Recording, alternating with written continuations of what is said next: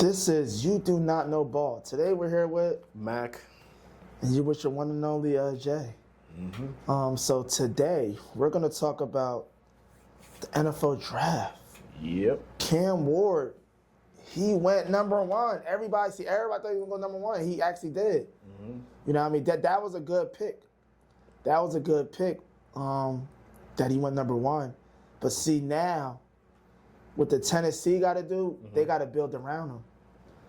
They got to actually build around him in that way. They got to build around him because in that strength, in that, well, they got to build around him. But a lot of teams, when they draft quarterbacks, they tend to just, okay, learn my system and then learn X, Y, and Z. And then they try to make, you know what I'm saying, make him do whatever it is. But you could have a quarterback, and if you don't got no weapons, he ain't going to be doing nothing. So his first year, I don't expect him to do nothing because there's no weapons. He doesn't have nobody to really throw the ball to. I think, but like, what, Calvin Ridley, he might be like the only one that, you get what I'm saying? Yeah. That he probably could throw the ball to, but that's about it. But when you look at it as a whole, he's not really, you get what I'm saying? Yeah. Like, he's not really doing too much, and you know what I mean? It's not really what he got to really work with. And then you got to, the Tennessee got to make sure, because they still got the rest of the draft to draft players. If your O line isn't good, just know your quarterback isn't going to be good. So when you're doing the O line, when you're drafting him, just make sure your line can protect him, because he's going to look like Patrick Mahomes in the Super Bowl running for his life, and he's not going. And then the crazy thing is, he will look like Patrick Mahomes running for his life. You know why? Because his playing style is just like Patrick Mahomes. He likes to maneuver, throw off-platform throws. He does the same thing. He's like a watered-down Patrick Mahomes. So if he doesn't have a line, he's going to look crazy out there. Yep. So I just think, like, when you look at the Tennessee Titans, build around his skill set, but at the same time, focus on that O-line. If your O-line isn't good, make sure to go grab a tackle, a guard, or somebody to show him, okay, this and that.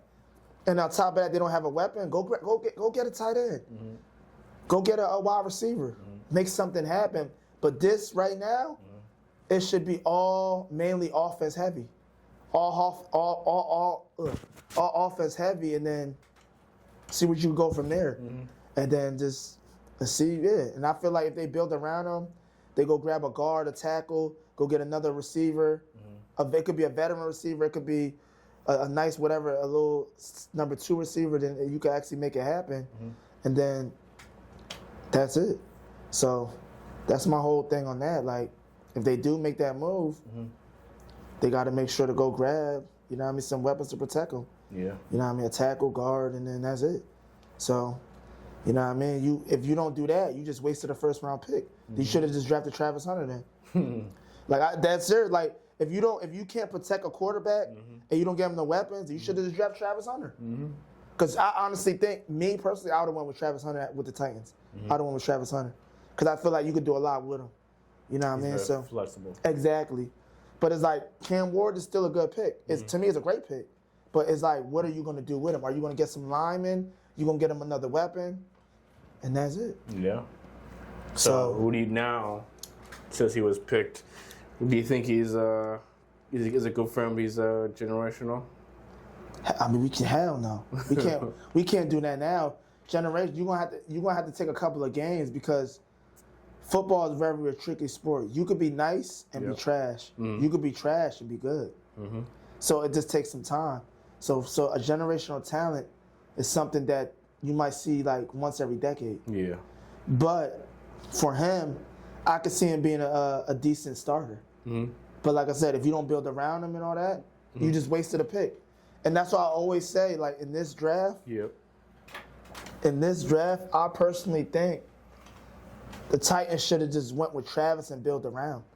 I feel like that would have been the smartest move, because when you draft Cam Ward, you don't got no receivers. You got one receiver, but he's like an old dude.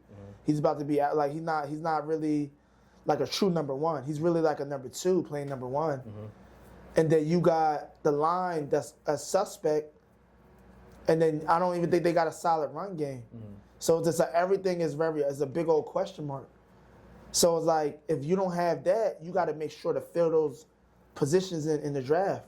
But you're kind of taking a chance. You're kind of gambling to that extent. But we're going to see what's going to really happen. But me personally, it was a good pick, but what are you going to do with it now? Yeah. We're going to see what they're going to do in the second round. If they got a second round pick, we're going to see what they got in the third round if they got a third round pick. So we're going to see what's going to go with them. We're going to see what's going to work. And that's really it. So Cam Ward, yeah, I don't know. We're going to see how he's going to be. Yeah. Yeah, so yeah. And Cam Ward, I feel like, but the one thing about Cam Ward that I like, and I feel like, and I think that's why he went number 1 overall. I think he's very agile, so he can adapt to like almost any offense. He played in 3 different colleges. You know what I mean? So he learns systems differently. So I feel like with him, it's easy for him to learn a new offense. And it's easy for him to adapt to it because he had a different coach almost every year he played college football. So this is going to be like, it's going to be very interesting to see how that transitions into the NFL. But for the most part, yeah, yeah. So are you still going to stand on your statement saying that his stats in his college, once he goes to football, it'll be cut in half? Do you think he'll be better or he'll just be stagnant? I think when he goes to the NFL, it just really depends on what they surround him with. Right now, he's not going to do good because he don't really have no weapons. Yeah. So it wouldn't surprise me if he throw for like 2,000 yards with 17 touchdowns and like 17 picks. It wouldn't surprise me because he doesn't have no weapons. Yeah. And then we don't know how good that O-line is. Because the last quarterback that they drafted was Will Levis. And Will Levis was a turnover machine. Will Levis was projected of becoming like a first-round pick. But they took him in the 3rd round. Yeah. And Will Levis has a strong arm and played in the SEC, which is a better competition than what he played in. So like I said, but it really comes down to what they surround him with and the coaching too. What is the offensive coordinator going to do to make his throws a lot easier?